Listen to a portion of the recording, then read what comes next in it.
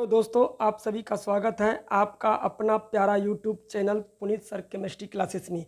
आज हम लोग महत्वपूर्ण ऑब्जेक्टिव पढ़ने जा रहे हैं जो कि बोर्ड एग्ज़ाम 2022 के लिए महत्वपूर्ण है। आज हम लोग भौतिक रसायन फिजिकल केमिस्ट्री पूरे फिजिकल केमिस्ट्री से यानी 5 चैप्टर से महत्वपूर्ण ऑब्जेक्टिव लिए हैं जो कि आने वाले फाइनल एग्ज़ाम में बहुत ही कारगर सिद्ध होगा। कृपया आप लोग जब भी वीडियो देखें इसे कॉपी में नोट करते जाए। जो हम बता रहे हैं आप लोग को वो बहुत इम्पोर्टेंट है। हम लोग का एक ही लक्ष्य है कि फाइनल एग्ज़ाम में एक भी ऑब्जेक्टिव 35 में 35 आना चाहिए। इसलिए आप लोग वीडियो लंबा होगा, पूरे फिजिकल 5 चैप्टर से इम्पोर्टेंट क्वेश्चन जो VVI है बहुत ही वेरी मोस्ट इम्पोर्टेंट क्वेश्चन है वो लिया गया है।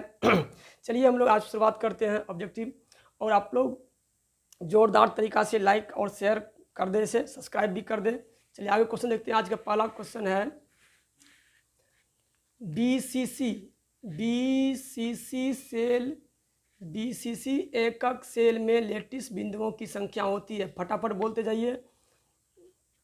BCC इकाई सेल में लैटिस बिंदुओं की संख्या होती है। BCC है, इसका आंसर होगा आपका 2। चलिए वेरी गुड, आगे बढ़ते हैं अगला क्वेश्चन की ओर।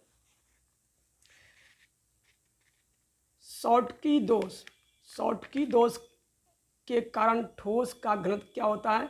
बढ़ जाता है, घट जाता है, शून्य हो जाता है, इनमें से कोई नहीं।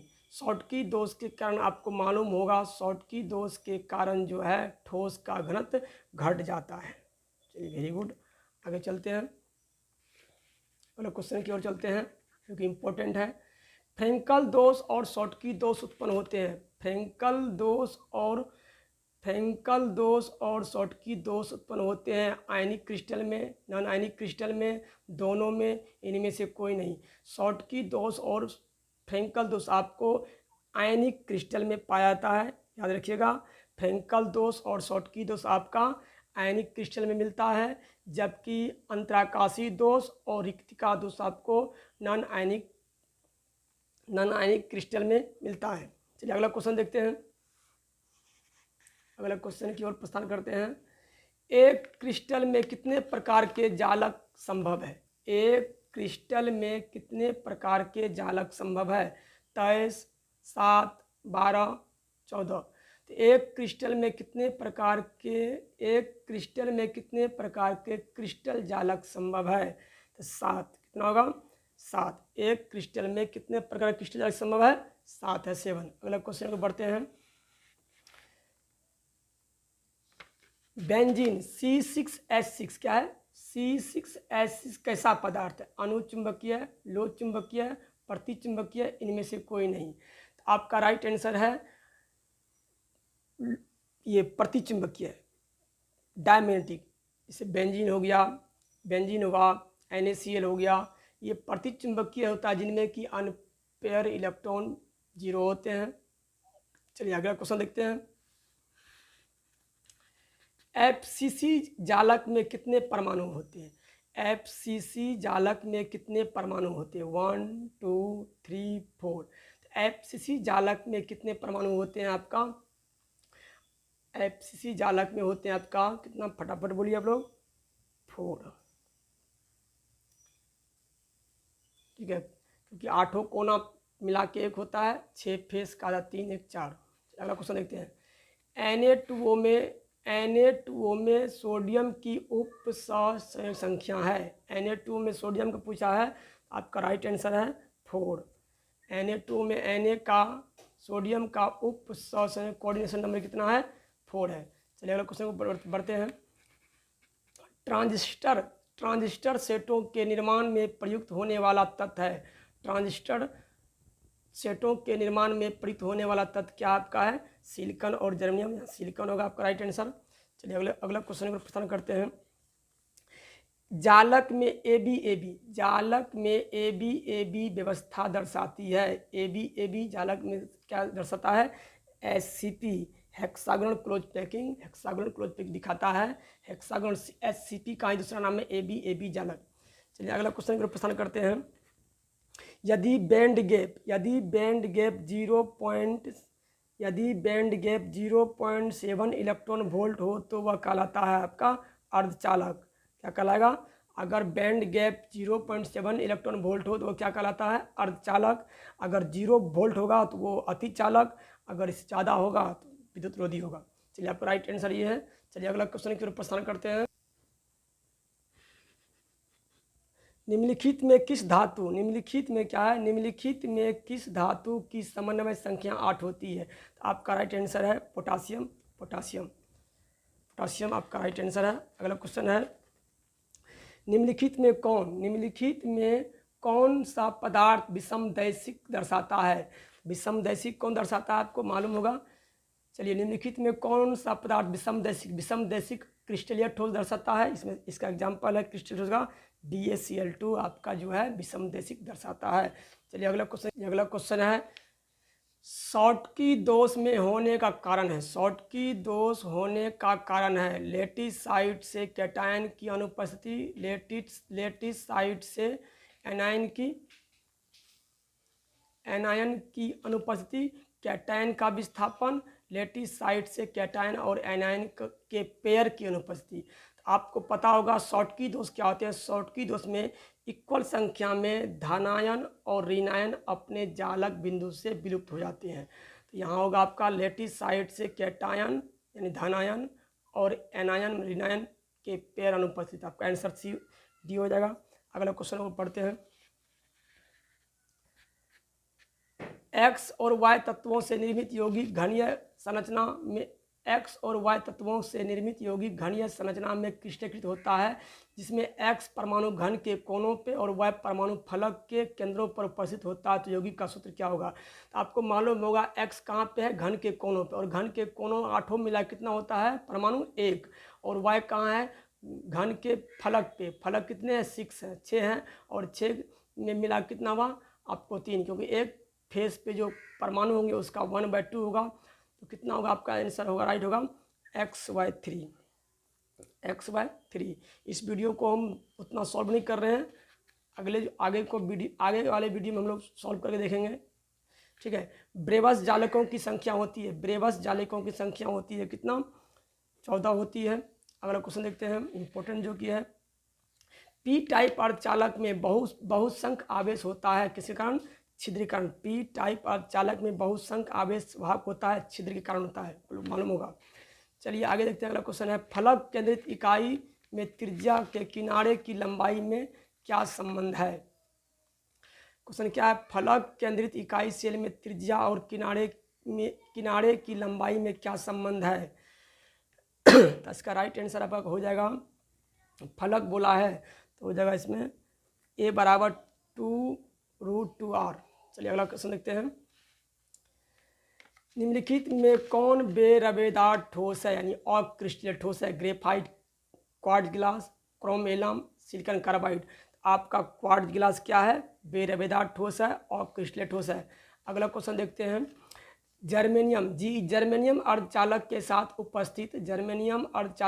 उपस्थित आर्सेनिक है ऑक्सीकारक, अपकारक, डोपेंट, इनमें कोई नहीं, डोपिंग ऑफ मिश्रित। यही आपका आंसर है राइट, जो अशुद्धि है आर्सेनिक। अगला क्वेश्चन देखते हैं, एन टाइप अर्धचालक प्राप्त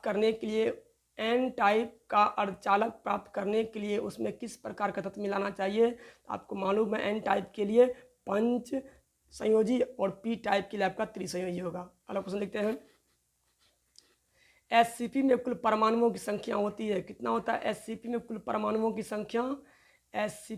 परमाणुओं की संख्या आपका होता है 6 होता है। अगला क्वेश्चन देखते हैं, O2 ऑक्सीजन किस प्रकार का पदार्थ है? तो आपको पता होगा O2 क्या है? आपका अनुचुंबकीय है यानी कि पैरामैग्नेटिक है। अगला क्वेश्चन देखते हैं, चालक पदार्थों की चालकता का क्रम होता है 10⁴ से 10⁷ प्रति ओम प्रति मीटर होता है। ये आपका 10⁻⁻20 से 10 होगा ये अचालक के लिए, जबकि 10⁻⁻6 से 10⁴ होगा ये अर्धचालक के लिए आपका। अगला क्वेश्चन और देखते हैं। अगला क्वेश्चन देखते हैं, किसी विलयन का किसी विलयन का वाष्प दाब होता है शुद्ध विलायक के वाष्प दाब से ज़्यादा, शुद्ध विलायक के वाष्प दाब से कम, शुद्ध विलायक के वाष्प दाब के बराबर, इनमें से कोई नहीं। किसी विलयन का वाष्प दाब क्या होगा? शुद्ध विलायक के वाष्प दाब से कम होगा। आपका राइट आंसर ये है। अगला क्वेश्चन देखते हैं। कौन से सांद्रण इकाई ताप से स्वतंत्र होती है? तो आपको मालूम होगा मोलल ताप, सांद्रण पद जो कि ताप से स्वतंत्र होता है। अगला क्वेश्चन आपका क्या है? निम्न में कौन अनुषंग गुण है? निम्न में कौन अनुषंग गुण है? श्यानता, पृष्ठतनाव, तरलता, प्रासरण दाब। प्रासरण दाब क्या है आपका? अनुषंग गुण। अनुषंग गुण 4 प्रकार के होते हैं। एक है वाष्प दाब के सापेक्ष अवनमन, क्वथनांक का उन्नयन, हिमांक का अवनमन और प्रासरण दाब। चलिए प्राइवेट है। अगला देखते हैं। अगला क्वेश्चन देखते हैं। अगला क्वेश्चन क्या है आपका? आइसोटोनिक क्या है? आइसोटोनिक सॉल्यूशन वे हैं जिनके बराबर होते हैं प्रासरण दाब, हिमांक, क्वथनांक, इसको ही नहीं, प्रासरण दाब। आइसोटोनिक सॉल्यूशन वे हैं जिनका बराबर होता है प्रासरण दाब। अगला क्वेश्चन देखते हैं।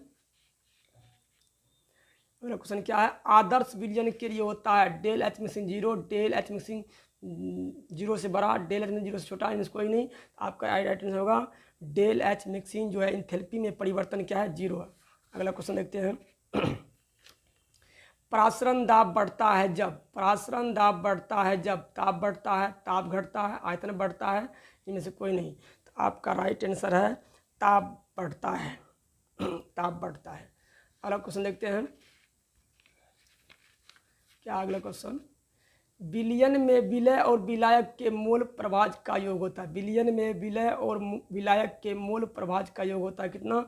1 होता है। सॉल्वेंट का मोल अंश और सॉल्यूट के मोल अंश को योग करेंगे तो 1 होगा। अगला क्वेश्चन देखते हैं, जो कि बहुत इंपॉर्टेंट बता रहे हैं आप लोग को। ये इंपॉर्टेंट क्वेश्चन है। दो द्रवों का एक मिश्रण जो स्थिर संगठन पर उबलता है वो कहलाता है एजियोट्रॉप। क्या कहलाता है? एजियोट्रॉप। दो द्रवों के एक मिश्रण जो स्थिर संगठन पर उबलता है क्या कहलाता है? एजियोट्रॉप। अगला क्वेश्चन देखते हैं।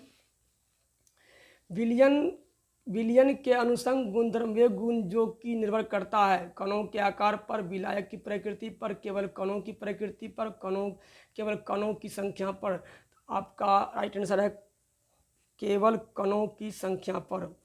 अनुषंग गुणधर्म जो है सिर्फ कणों की संख्या पर निर्भर करता है, ना कि उसकी प्रकृति पर। अगला क्वेश्चन है। विलयन के अनुषंग गुणधर्म का उदाहरण है। विलयन के अनुषंग गुणधर्म का उदाहरण है घनत्व, द्रव्यमान, क्वथनांक की उन्नयन, ताप। आपको मालूम है क्वथनांक का उन्नयन क्या है? अनुषंग गुणधर्म है। अगला क्वेश्चन देखते हैं। वे सिर्फ ये कण ही अर्धपारगम झिल्ली सेमी परमेबल मेम्ब्रेन को पार करते हैं। विलय के कण, विलायक के कण, जटिल आयन, सरल अणु। तो विलायक के कण ही अर्धपारगम झिल्ली को पार कर सकते हैं। अगला क्वेश्चन देखते हैं। निम्नलिखित में कौन सा अनुषंग गुणधर्म नहीं है? निम्नलिखित में कौन सा अनुषंग गुणधर्म नहीं है? हिमांक का अवनमन, प्रकाश क्रियाशीलता, वाष्प दाब का सापेक्ष अवनमन, इनमें से कोई नहीं। आपका क्या है? प्रकाश का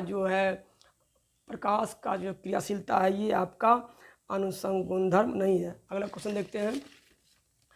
अगला क्वेश्चन क्या है? निम्न में कौन आदर्श विलयन है? निम्न में कौन आदर्श विलयन है?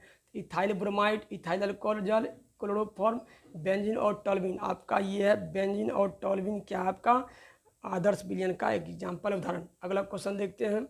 निम्नलिखित में किसका हिमांक अवनमन अधिक होगा?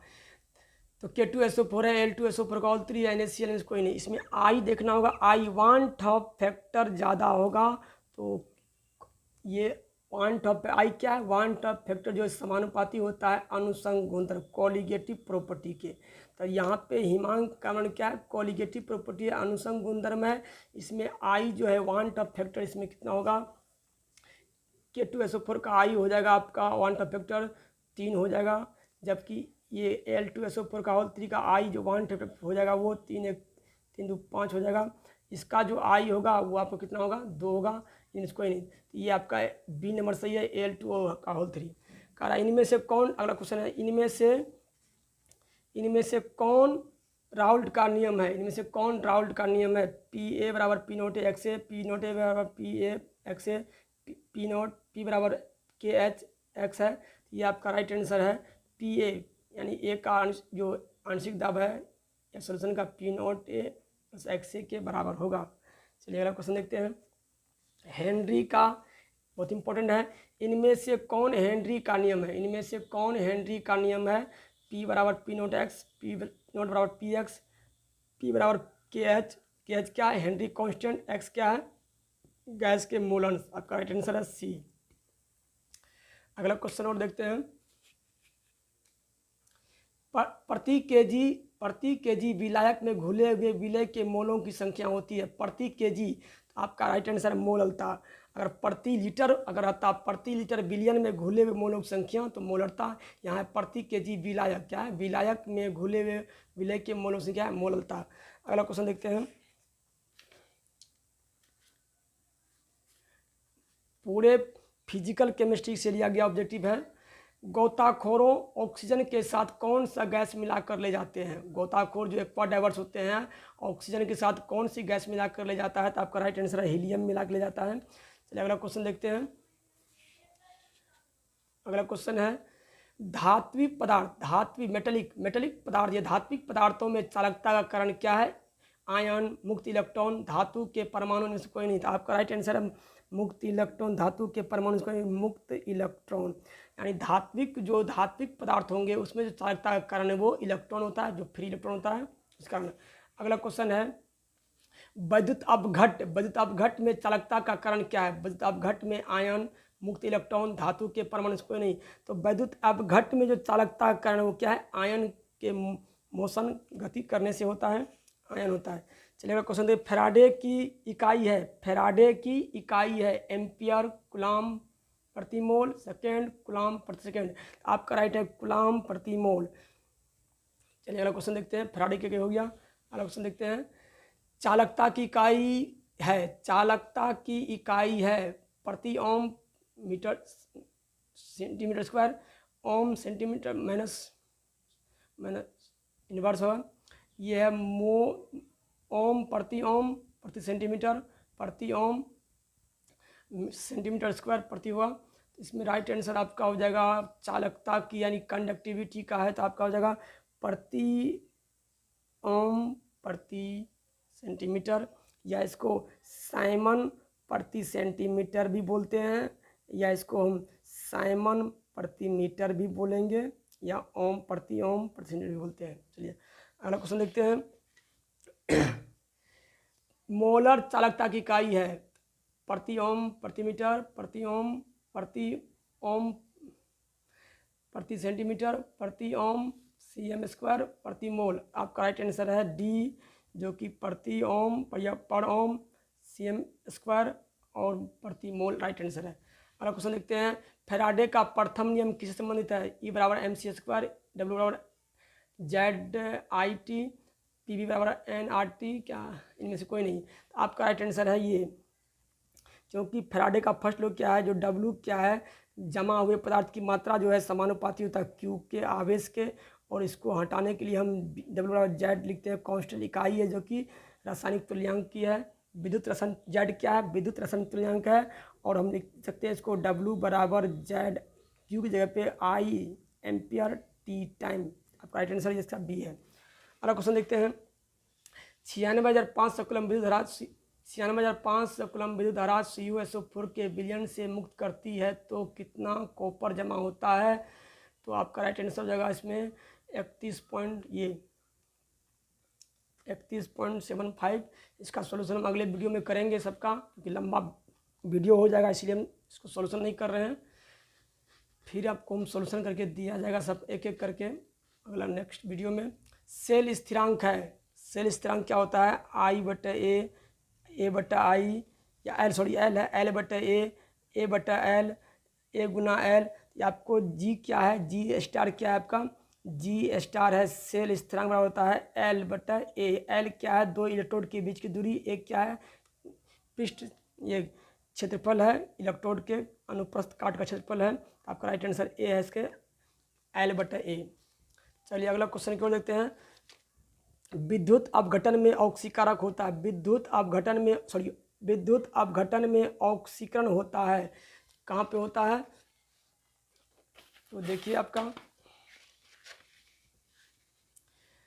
एनोड पर, कैथोड पर, एनोड दोनों पर, इनमें से। तो यहाँ पे ऑक्सीकरण जब भी होगा तो कहाँ होगा? एनोड पर। याद रखिए, सेल कोई भी होगा उसमें जो एनोड पे हमेशा क्या होगा? एनोड पे हमेशा ऑक्सीकरण होगा, और कैथोड पे हमेशा अपकरण होगा, चाहे वो गैल्वेनिक सेल हो चाहे वो इलेक्ट्रोलाइटिक सेल हो। तो कणाविद्युत अपघट में ऑक्सीकरण होता है कहाँ पे? एनोड पर। अगला क्वेश्चन देखते हैं। आज फास्ट कर रहे हैं क्योंकि 100 क्वेश्चन टारगेट है आज का। किसी प्रथम कोटि की अभिक्रिया का वेग स्थिरांक निर्भर नहीं करता है। किसी प्रथम कोटि की अभिक्रिया का वेग स्थिरांक निर्भर नहीं करता अभिकारक के सांद्रण पर। याद रखिएगा, अभिकारक के सांद्रण पे, सांद्रता पर जो है प्रथम कोटि की अभिक्रिया का वेग स्थिरांक निर्भर नहीं करता है। अगला क्वेश्चन देखते हैं। वह अभिक्रिया जिसमें दो अभिकारक भाग लेकर उत्पाद बनाते हैं कहलाती है। वह अभिक्रिया जिसमें दो अभिकारक भाग लेकर उत्पाद बनाते हैं, तो ये है द्विआण्विक। क्या होगा आपका राइट आंसर? द्विआण्विक अभिक्रिया। चलिए, द्विआण्विक से मान लीजिए ये H2 प्लस I2 क्या बनाता है? 2HI। तो इसमें कितने अभिकारक हैं? तो इसमें एक कारक जिसमें दो, एक अभिकारक H2, I2 दो है, तो इसमें द्विआण्विक होगा। अगला क्वेश्चन देखते हैं। शून्य कोटि की अभिक्रिया के लिए वेग स्थिरांक की इकाई है। शून्य कोटि की अभिक्रिया के लिए वेग स्थिरांक की क्या इकाई है? तो प्रति मोल लीटर पर सेकेंड होगा आपका, यानी कि मोल प्रति लीटर प्रति सेकेंड होगा आपका शून्य कोटि का। अगला क्वेश्चन देखते हैं। अगला क्वेश्चन बहुत ही लाजवाब क्वेश्चन है, आप लोग के जीवन बदल देगा इसे देखने से। प्रथम कोटि की अभिक्रिया का अर्ध जीवन काल निर्भर करता है, यानी टी हाफ। प्रथम कोटि की अभिक्रिया का अर्ध जीवन काल नहीं करता है। याद रखिएगा, अभिकारक के प्रारंभिक सांद्रता पर निर्भर नहीं करता है। प्रथम कोटि की अभिक्रिया का अर्ध जीवन काल निर्भर नहीं करता। कहाँ पे? अभिकारक के प्रारंभिक सांद्रता पर। जबकि शून्य कोटि की अगर पूछेगा तो कहेंगे अभिकारक के प्रारंभिक सांद्रता पर निर्भर करता है शून्य कोटि, बट प्रथम कोटि नहीं करता है। अगला क्वेश्चन देखते हैं। किसी पदार्थ के अभिक्रिया करने का दर निर्भर करता है। किसी पदार्थ के अभिक्रिया करने की दर निर्भर करता है परमाणु भार पर, अणुभार पर, समतुल्य भार पर, सक्रिय भार पर, एक्टिव मास पर। याद रखिएगा, एक्टिव मास जो होगा, एक्टिव मास पर डिपेंड करता है। किसी पदार्थ का अभिक्रिया करने का दर किस में करता है? एक्टिव मास पर करता है। अगला क्वेश्चन देखते हैं। एंजाइम किस प्रकार किसी अभिक्रिया की गति को बढ़ाता है? सक्रिय ऊर्जा कम करके, सक्रिय ऊर्जा बढ़ाकर, साम्य स्थिरांक बदलकर, इनमें से कोई नहीं। तो आपका राइट आंसर होगा सक्रिय ऊर्जा को कम करके, एक्टिवेशन एनर्जी को कम करके एंजाइम किसी अभिक्रिया के गति को बढ़ाता है। अगला क्वेश्चन देखते हैं। बहुत इंपॉर्टेंट क्वेश्चन है। जल में H2 और Cl2 सूर्य के प्रकाश में क्या बनाता है? HCl अभिक्रिया कोटि बता रहा है। याद आपको होगा, जब किसी के उपस्थिति में अगर कोई अभिक्रिया हो रहा है, उत्प्रेरक की उपस्थिति में हो रहा है, तो उसका हमेशा कोटि क्या होगा? 0 होगा। चाहे सूर्य के प्रकाश में हो, चाहे कोई कैटेलिस्ट हो, चाहे ठीक है। तो ये जो तीर के ऊपर जो लिखा रहेगा, कुछ भी अगर अभिक्रिया दिया हुआ कोटि पूछा, 0 होगा इसका। अगला क्वेश्चन देखते हैं। किसी अभिक्रिया का वेग निम्नलिखित प्रकार से व्यक्त होता है। वेग बराबर इतना है तो इस पर कोटि क्या होगा? तो कोटि ये क्या है? R क्या बराबर क्या हुआ है? यहाँ पे है K, A का कंस्टेंट, A की सांद्रण की पावर 2 है और B की सांद्रण की पावर 1 है। तो दोनों इसके पावर, वेग समीकरण में जो पावर उसको जोड़ने पे क्या मिलता है? अभिक्रिया कोटि 2 1 3, यानी कि 2 यहाँ पे है, इसके ऊपर कुछ नहीं तो 1 है, प्लस 1 बराबर 3। तो इसमें राइट आंसर होगा आपका 3। अगला क्वेश्चन देखते हैं। फैराडे के विद्युत विच्छेदन के द्वितीय नियम संबंधित है धनायन के परमाणु से, विद्युत के समतुल्य भार से, ऋणायन के परमाणु संख्या से, इनमें से धनायन के वेग से। आपका राइट आंसर है विद्युत के समतुल्य भार, इक्विवेलेंट मास से रिलेटेड है। याद है ना आपको? ये क्या है, डब्लू क्या है, डब्लू एक पदार्थ जो जमा हुआ वो समानुपाती होता है एक के तुल्यांकी द्रव्यमान की, यानी तुल्यांकी द्रव्यमान से रिलेटेड है। अगला क्वेश्चन देखते हैं। सॉरी, ये क्वेश्चन मिस प्रिंट हो गया है, चलिए हम लोग आगे देखते हैं। क्वेश्चन, डैनियल सेल में होने वाली सेल अभिक्रिया है। डैनियल सेल में क्या होते हैं, जिंक होते हैं एंड कॉपर होते हैं। जिंक और कॉपर का इलेक्ट्रोड है तो वो डैनियल सेल है। जिंक एनोड की तरह काम करता है जबकि कॉपर कैथोड। तो राइट आंसर है आपका जिंक। यहाँ देखिए 0 से 2 प्लस हुआ, ये कहाँ हो रहा, ऑक्सीडेशन कहाँ होता है, एनोड पे। जब 2 प्लस से क्या हो गया, यहाँ पे 0 ऑक्सीडेशन नंबर घट गया तो क्या होता है, रिडक्शन होता है, कहाँ होता है, कैथोड पे। तो आपका राइट आंसर सी है। अगला क्वेश्चन देखते हैं। एक सिल्वर नाइट्रेट के घोल से 108 ग्राम सिल्वर मुक्त करने के लिए विद्युत धारा की जो मात्रा आवश्यक होती है वह है आपका 1 एम्पियर होगा, क्योंकि AgNO3 सिल्वर नाइट्रेट है। जब ये टूटेगा क्या बनेगा, Ag प्लस और NO3 में ना। चलिए Ag प्लस को अगर 1 इलेक्ट्रॉन ले लेगा तो क्या बनेगा, Ag। तो ये 1 मोल इलेक्ट्रॉन और 1 मोल इलेक्ट्रॉन के लिए होता है 1 फैराडे, और एक मोल Ag बनेगा तो 108 ग्राम होता है इसका मास। चलिए एक फैराडे। अगला क्वेश्चन देखते हैं।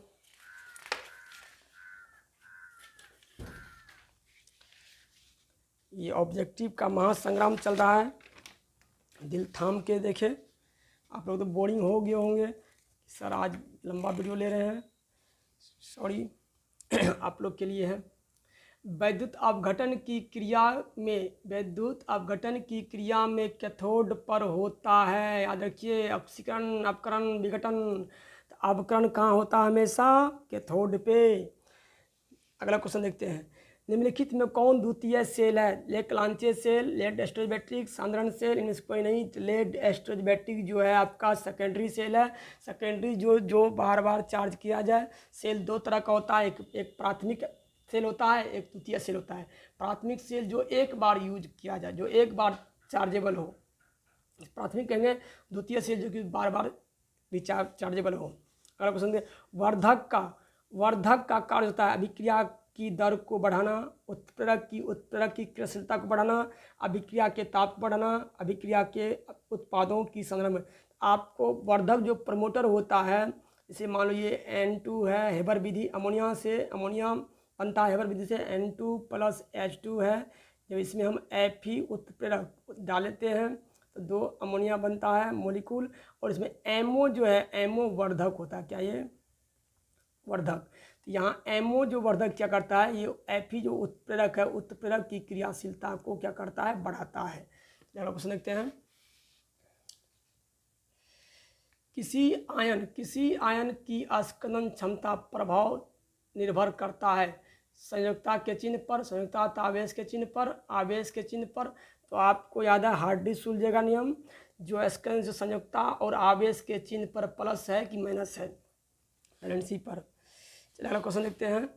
कोलाइडी विलयन में कोलाइडी कणों का आकार होता है। कोलाइडी विलयन में कोलाइडी कणों का आकार होता है, राइट आंसर है 10 के पावर -6 से 10 के पावर 9 मीटर होता है, या इसको एंगस्ट्रॉम बोलेंगे तो 1 नैनोमीटर से 1000 नैनोमीटर के बीच होगा, या 10 एंगस्ट्रॉन से 100 एंगस्ट्रॉन के बीच होगा। ऑप्शन में एंगस्ट्रॉन में होगा या मीटर में होगा या नैनोमीटर में, 3 दिए हैं। तो कोलाइडी विलयन में जो कोलाइडी कणों का साइज होता है 10 के पावर -6 से 10 के पावर 9 मीटर, या 1 नैनोमीटर से 1 के बीच में, या 10 एंगस्ट्रॉन से 1 के बीच में होता है। अगला क्वेश्चन, दूध है, जल में प्रेक्षित वसा, वसा में प्रेक्षित जल, तेल में प्रेक्षित वसा, तेल में क्या है इसका, दूध क्या है, पायस है, इमल्सन है। ये आपका क्या हो जाएगा इसमें, राइट आंसर है जल में परिक्षिपित वसा। क्या है, जल में प्रक्षेपित वसा है। अगला क्वेश्चन देखते हैं, SO2 गैस है, ये O2 भी क्या है, गैस है, SO3 बनता है, ये V2O है, क्या उत्प्रेरक है, का उदाहरण है यदि आपका अभिकारक और उत्प्रेरक दोनों समान अवस्था में हो, ये भी गैस है, अभिकारक क्या है, अभिकारक भी गैस अवस्था में है, आपका उत्प्रेरक क्या है, ठोस अवस्था में, तो ये हो गया विषमांगी उत्प्रेरक। अगर अभिकारक आपका गैस अवस्था होता, उत्प्रेरक भी गैस होता तो समांगी होता, लेकिन यहाँ पे तो अभिकारक गैस है बट उत्प्रेरक आपका ठोस अवस्था में है, ये विषमांगी होगा। अगला क्वेश्चन देखते हैं, मंड विधि द्वारा कौन धातु शुद्धिकरण किया जाता है, निकेल आपको याद है, वाष्प प्रावस्था परिष्करण विधि है जो कि धातु का शुद्धिकरण किया जाता है। तो उसमें दो विधि है, एक है मॉन्ड प्रोसेस, मॉन्ड विधि से निकेल धातु का शुद्धिकरण किया जाता है, जबकि जिरकोनियम एंड टाइटेनियम का जो है TI जो टाइटेनियम है, टाइटेनियम का जो शुद्धिकरण होता है वे वान आर्केल मेथड से का है, वान आर्केल मेथड से किया जाता है, जबकि मॉन्ड विधि से निकेल का। अगला क्वेश्चन देखते हैं ब्राउनी गति का कारण क्या है, ब्राउनी गति का कारण है द्रव अवस्था में ताप का उतार चढ़ाव, कोलैडी कणों पर आवेश का आकर्षण विकृत प्रतिकर्षण, परिक्षेपण माध्यम के अणुओं का कोलैडी कणों के संघात में टक्कर, कणों का कारण आपका अटेंडेंस C होगा, परिक्षेपण माध्यम के अणुओं का कोलैडी कणों पर संघात मतलब इसका कोलिजन होता है, टक्कर। अगला क्वेश्चन देखते हैं द्रव रागी क्लोराइड है, द्रव रागी क्लोराइड है, उत्क्रमणीय अनुत्क्रमणीय हाइड्रोसोल इसको नहीं, तो द्रव विरोधी है, लायोफोबिक क्लोराइड है, लायो मतलब होता है द्रव, फोबिक मतलब होता है हेट रिपल्सन, तो द्रव विरोधी यानी द्रव विरागी, इसको विरागी बोल सकते हैं, द्रव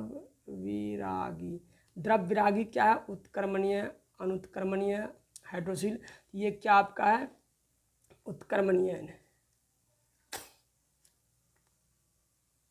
क्या ये द्रव जो है ये उत्क्रमणीय है, द्रव रागी क्लोराइड आपका अनुत्क्रमणीय है, एक होता है लायोफिलिक क्लोराइड क्या होता है आपका उत्क्रमणीय, जबकि लायोफोबिक होता है आपको अनुत्क्रमणीय, क्या होता है, अनुत्क्रमणीय। ये सिंपल विधि से बनाया जाता है, एक स्पेशल विधि से बनाया जाता है, ये अस्थायी होता है लायोफोबिक यानी कि द्रव्यरागी, जबकि लायोफिलिक क्या होता है आपका अस्थायी होता है। अगला क्वेश्चन देखते हैं, दूध का उदाहरण है, झाग का, पायस का, जेल का, सोल का, तो पायस का, दूध क्या है, दूध आपका इमल्सन है, पायस है। अगला क्वेश्चन, टिंडल प्रभाव पाया जाता है विलयन में, अवक्षेप में, सोल में, अवाष्पों में, टिंडल प्रभाव को सोल मतलब कोलाइड में पाया जाता है, कोलाइडल सोल्यूशन जो है, कोलाइड जो है वो आपको टिंडल प्रभाव देता है। अगला क्वेश्चन देखते हैं, ऑप्शन निम्न में कौन लायोफिलिक कोलाइड है, याद रखिएगा लायोफिलिक कोलाइड है। ऑप्शन देखते हैं क्या होगा इसका, दूध, गोंद, कुआसा, रक्त, तो लायोफिलिक कोलाइड आपका क्या है, गोंद होगा, क्या होगा, गोंद। निम्न में कौन हाइड्रोफोबिक कोलाइड है, स्टार्च, जिलेटिन, गोंद, सल्फर, तो स्टार्च, जिलेटिन, गोंद जो आपको हो गया लायोफिलिक कोलाइड, जबकि सल्फर सोल आपको याद होगा Ag sol, Pt sol, Au sol, arsenic sulphide sol, sulphur sol, क्या सब ये सभी क्या है आपको हाइड्रोफोबिक, क्या ये हाइड्रोफोबिक क्लोराइड है। चलो क्वेश्चन देखते हैं, बादल निम्न में किस प्रकार का उदाहरण है, बादल जो है निम्न में किस प्रकार का उदाहरण है, ठोस का गैस के मिश्रण, द्रव का गैस में मिश्रण, द्रव का ठोस में मिश्रण, ठोस का द्रव मिश्रण, द्रव का गैस में मिश्रण। ब्राउनी गति का कारण है उष्मा का द्रव अवस्था में परिवर्तन, विद्युत धारा का प्रभाव, परिक्षेपण माध्यम के कणों के कोलैडी कणों निरंतर टकराव के कारण ये ब्राउनी गति होता है, राइट आंसर है। अगला क्वेश्चन है, द्रव स्नेही विलयन अस्थायी होते हैं क्योंकि, द्रव स्नेही विलयन अस्थायी होते हैं क्योंकि कणों पर आवेश कारण, कणों का आकार बड़ा होता है, कणों का छोटा आकार होता है, इसको नहीं। कणों पर आवेश के कारण जो है द्रव से नहीं विलयन अस्थायी होते, द्रव से नहीं विलयन अस्थायी होते, क्योंकि कणों पर आवेश के कारण। चलिए क्वेश्चन देखते हैं। ताजे अवक्षेप को कोलाइडल विलयन में बदला जाता है, पेप्टाइजेशन, पेप्टन या पेप्टाइजेशन कहते हैं। ताजे अवक्षेप को कोलाइडल विलयन में बदला जाता है, पेप्टाइजेशन या पेप्टन। पदार्थ जिसके पृष्ठ पर अधिशोषण घटित होती है, वह पदार्थ जिसके पृष्ठ पर अधिशोषण घटित होती है, अधिशोषक कहलाता है। क्या कहलाता है? अधिशोषक। ये अधिशोषक इस पे आके कोई गैस या पदार्थ आके चिपक गया तो ये पदार्थ हो गया, चिपक जो रहा है ये पदार्थ हो गया अधिशोष है। ये पदार्थ जो जिस पे चिपक रहा है, जिस पे अधिशोषण हो रहा है, उसे बोलेंगे अधिशोषक। अधिशोषण की प्रक्रिया होती है ऊष्माक्षेपी। अधिशोषण की प्रक्रिया होता है ऊष्माक्षेपी। अगला क्वेश्चन है, किस प्रकार के धातु प्रभावी उत्प्रेरक बनाती है? धातु क्षार, संक्रमण धातु, क्षार धातु, संक्रमण धातु। याद रखिएगा, किस प्रकार के धातुएं प्रभावी उत्प्रेरक बनाती है? संक्रमण धातु। डी ब्लॉक के एलिमेंट, जो डी ब्लॉक के होते हैं, डी ब्लॉक के जो एलिमेंट होते हैं। तापक्रम के बदलाव में प्रतिसंवेदना उत्प्रेरक है। तापक्रम के बदलाव के प्रति संवेदनशील उत्प्रेरक है जाइमेज। जर्मेनियम अर्धचालक के साथ उपस्थित एस है, क्या है ये? डॉप्ट। ये क्वेश्चन फिर आ गया। निम्न में कौन सर्वाधिक ऑक्सीजन अवस्था प्रदर्शित करता है? मैग्नीज। याद रखिएगा, Mn। क्या है? मैग्नीज।